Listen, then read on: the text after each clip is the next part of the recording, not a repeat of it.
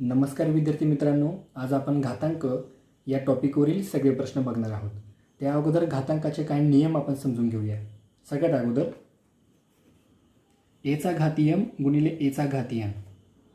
जेव्हा पायासारखा असतो आणि त्या दोघांमध्ये गुणाकाराची क्रिया असते तेव्हा त्यांच्या घातांकांमध्ये बेरजेची क्रिया होते. म्हणजे काय? एचा घात m अधिक n. आपण याचं एक उदाहरण बघूया. 5चा घात 2 गुणिले 5चा घात 3 बरोबर 5चा घात 2 अधिक 3 बरोबर 5चा घात 5. हे याचं उत्तर असेल. दुसरा नियम, एचा घाती m भागिले एचा घाती n बरोबर एचा घात m वजा n. जेव्हा पायासारखा असतो आणि त्या दोघांमध्ये भागाकाराची क्रिया असते तेव्हा त्यांच्या घातांकांमध्ये वजाबाकीची क्रिया होते. उदाहरण बघूया आपण. 5चा घात 2 भागिले 5चा घात 1 बरोबर 5चा घात 2 वजा 1 बरोबर 5चा घात 1. तिसरा नियम बघूया आपण.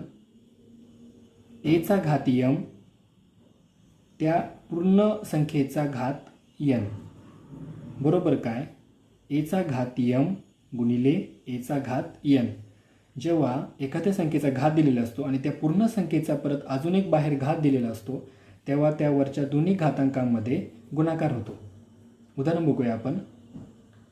2चा घात 3 पूर्ण ब्रॅकेटचा घात 2 बरोबर 2चा घात 3 गुणिले 2 बरोबर 2चा घात 6. नियम चौथा, a/b किंवा a/b या पूर्ण ब्रॅकेटचा घाती m. याचा अर्थ असा होतो एचा घाती m भागिले बीचा घात m. उदाहरण घेऊया आपण. 2/3 पूर्ण ब्रॅकेटचा घात 2 बरोबर काय? 2चा घात 2 बरोबर 3चा घात 2 बरोबर 4/9. नियम पाचवा, एचा 1वा घात बरोबर a. जेव्हा कोणत्याही संख्येच्या डोक्यावर हा एक घात असतो तेव्हा त्याचं उत्तर हे तीच संख्या येते. म्हणजे 5चा 1 घात बरोबर त्याचं उत्तर 5च येईल.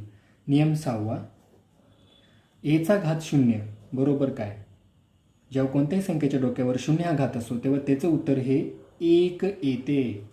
म्हणजे 2चा घात 0 बरोबर 1. नियम 7वा, एचा घात 2 बरोबर 1/एचा वजा दुसरा घात. हेच उलटे सुद्धा होते. एचा वजा 2 घात बरोबर 1/एचा दुसरा घात. उदाहरण घेऊया. 5चा तिसरा घात बरोबर 1/5चा वजा तिसरा घात आणि 7चा वजा दुसरा घात बरोबर 1/7चा दुसरा घात. नियम 8वा, 1चा घात n बरोबर 1. नियम 8वा, 1चा घाती n बरोबर 1. 1च्या डोक्यावर कितीही घात आपण ठेवला तरी त्याचं उत्तर हे 1च येते. उदाहरण घेऊया. 1चा घात 795 किंवा 758 बरोबर त्याचं उत्तर हे 1च येईल. नियम 9वा, वजा nचा घाती n. जर वजा nचा घाती n याच्यामध्ये n हा जर समसंख्या असेल तर त्याचे उत्तर हे 1च येईल आणि n जर विषम संख्या असेल तर त्याचे उत्तर हे वजा 1 येईल. नियम 10वा, एचा m/n घात बरोबर एचा m घात आणि करणीमध्ये n. थोडक्यात काय? एचा 2/3 घात बरोबर एचा घात 2 आणि करणीमध्ये 3. म्हणजे काय? एचा दुसरा घात अगोदर हे उत्तर काढून घ्यायचे आणि त्या पूर्ण संख्येचे क्यूब रूट काढायचे. करणीमध्ये जर 3 आहे म्हणजे त्याचा अर्थ काय होतो? आपण त्या संख्येचे घनमूळ काढतोय. जर करणीमध्ये 2 असल्यावर वर्गमूळ काढतो. करणीमध्ये जर 4 असेल तर त्या संख्येचं चौथं मूळ काढायचं किंवा फोर्थ रूट काढायचे त्या संख्येचे. उदाहरण घेऊया. 5चा तिसरा घात करणीमध्ये 2 म्हणजे काय? ही संख्या आपण 5चा घातांक अंश आणि छेद रूपामध्ये कसे लिहिणार? 5चा घातांक 3/3. दुसरे उदाहरण घेऊया. 5चा घातांक 2/3. 5 बरोबर 5चा घातांक 2 आहे तसा करणीमध्ये काय येईल? छेदस्थानचा अंक म्हणजे काय येईल? 5. आता आपण उदाहरणे बघूया. 2चा तिसरा घात गुणिले 2चा शून्य घात 4चा शून्य घात गुणिले 3चा शून्य घात. तर इथे तुम्हाला कंचे भागू बेव म्हणजे गुणाकाराचा पदावलीचा नियम तर माहीत असेल, ठीक आहे. तर मग इथे अगोदर आपण कंस सॉल्व करून घ्यायचा. 2चा तिसरा घात आहे असा गुणिले 2चा शून्य घात कंसामध्ये 4चा शून्य घात. कोणत्याही संख्येचा घात जर शून्य असेल त्याचं उत्तर काय येते? 1 गुणिले 3चा शून्य घात. 3चा शून्य घात म्हणजे काय? 1च बरोबर 2चा तिसरा घात गुणिले. आता 2चा शून्य घात म्हणजे काय? कोणत्या संख्येचा घात शून्य असेल तर उत्तर 1च येते आणि हे 1 गुणिले 1 1च येईल म्हणजे इथे फक्त 1 राहील. 2चा तिसरा घात किती? 8 गुणिले हा 1 आहे असा बरोबर 8. याचे उत्तर आपले 8 येईल. उदाहरण दुसरे. -1चा 7वा घात गुणिले -1चा चौथा घात गुणिले -1चा तिसरा घात गुणिले -1चा दुसरा घात बरोबर.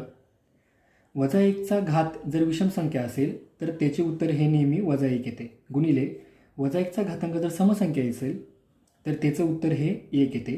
-1चा घातांक जर विषम संख्या पुन्हा इथे -1 गुणिले -1चा घातांक समसंख्या म्हणजे इथे 1 बरोबर 1 गुणिले -1 वजा वजा गुणाकारामध्ये अधिक येते याचं उत्तर 1 आणि 1 गुणिले 1 1 याचे उत्तर हे 1च येईल. उदाहरण तिसरे. 16चा घात वजा 3चा घात 0 आणि या पूर्ण ब्रॅकेटचा घात वजा 5 बरोबर 16चा घात वजा 3 गुणिले 0 गुणिले वजा 5. एखाद्या संख्येचा घात त्या पूर्ण संख्येचा घात परत त्या पूर्ण संख्येचा घात असेल तर त्या घातांकामध्ये गुणाकाराची क्रिया होते म्हणून 16चा घात वजा 3 गुणिले 0 गुणिले वजा 5. पण तुम्हाला माहिती आहे कोणत्याही संख्येला जर 0ने गुणले तर त्याचे उत्तर काय येते? हे 0च येते आणि कोणत्याही संख्येचा घात जर 0 असेल तर त्याचे उत्तर काय येते? 1च येते म्हणून याचे उत्तर आले 1. उदाहरण 5.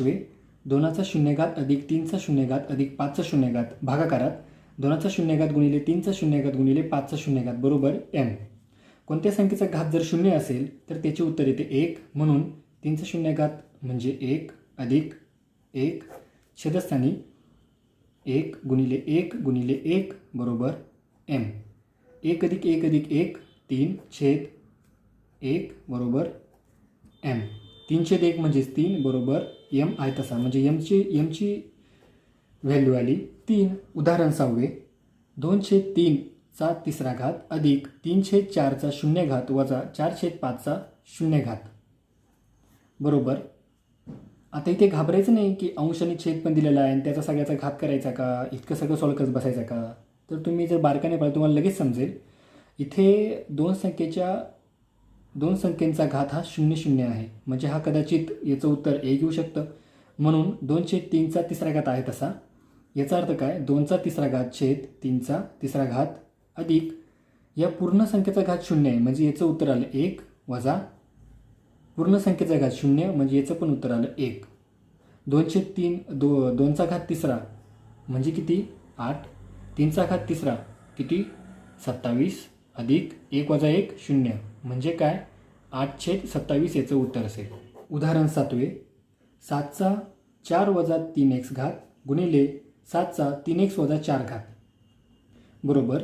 इथे पायासारखं आहे मध्ये गुणाकाराचं चिन्ह आहे म्हणजे घातांकामध्ये काय होईल? बेरीज होईल. 7 आहे तसा 4 वजा 3x अधिक 3x वजा 4 बरोबर 7 आहे तसा 4 वजा 3x अधिक 3x वजा 4. 7 आहे तसा 3x वजा 3x कट झाले 4 वजा 4 पण कट झाले म्हणजे इथे 7च्या डोक्यावर 0 घात उरला. कोणत्या संख्येचा घात 0 म्हणजे उत्तर काय येते? 1 येते. उदाहरण 8. 5चा घात 3 गुणिले 7चा घात 3 भागिले 35चा घात 2. आपला मगाशी एक नियम बघायचा राहिला. एचा घात m गुणिले बीचा घात m बरोबर a गुणिले b दोघांचा मिळून घात m. मग इथे हा प्रश्न आपण कसा सॉल्व करूया? 5चा घात 3 गुणिले 7चा घात 3 भागाकारामध्ये 35ची आपण फोड करू शकतो. कशी फोड करू शकतो? 5 गुणिले 7चा घात 2 म्हणजे या पद्धतीने. वरती पण काय येईल? 5 गुणिले 7चा घात 3 भागिले 5 गुणिले 7चा घात 2 बरोबर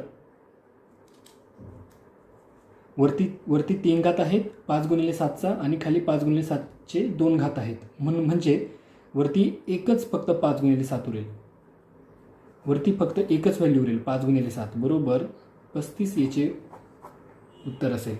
उदाहरण 9 3/4चा वजा दुसरा घात भागिले 4/3चा दुसरा घात बरोबर.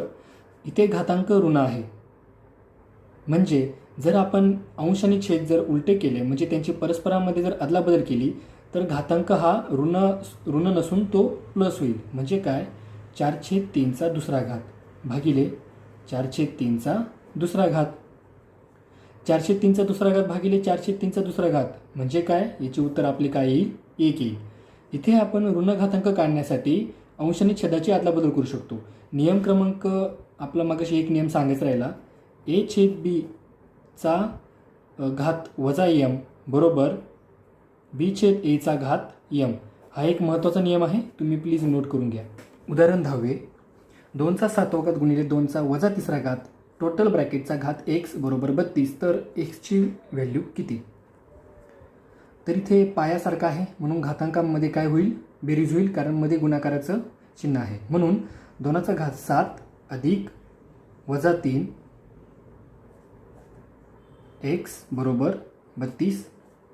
2चा घात 7 अधिक वजा 3 म्हणजे 7 वजा 3 टोटल ब्रॅकेटचा घात x बरोबर 32. 2चा घात 7 वजा 3 किती? 4 गुणिले ब्रॅकेटच्या बाहेर x आहे. आपण तो नियम बघितला. a चा घात b चा घात c बरोबर a चा घात b इंटू c. म्हणून 2चा घात 4 गुणिले x बरोबर 2चा घात 4x बरोबर 32. 2चा घात 4x बरोबर 32 ही व्हॅल्यू आपण कशी लिहू शकतो? 2चा घात 6. जेव्हा पायासारखा असेल मध्ये त्या दोन्ही व्हॅल्यू एकमेकांना कम्पेअर होत असतील, पायासारखा असेल तर त्यांचे घातांक हे एकमेकांना सारखे असतात. म्हणजेच काय? 4x बरोबर 6. x ची व्हॅल्यू काय येईल? 6/4 बरोबर 3/2. x बरोबर काय आली आपली व्हॅल्यू? 3/2.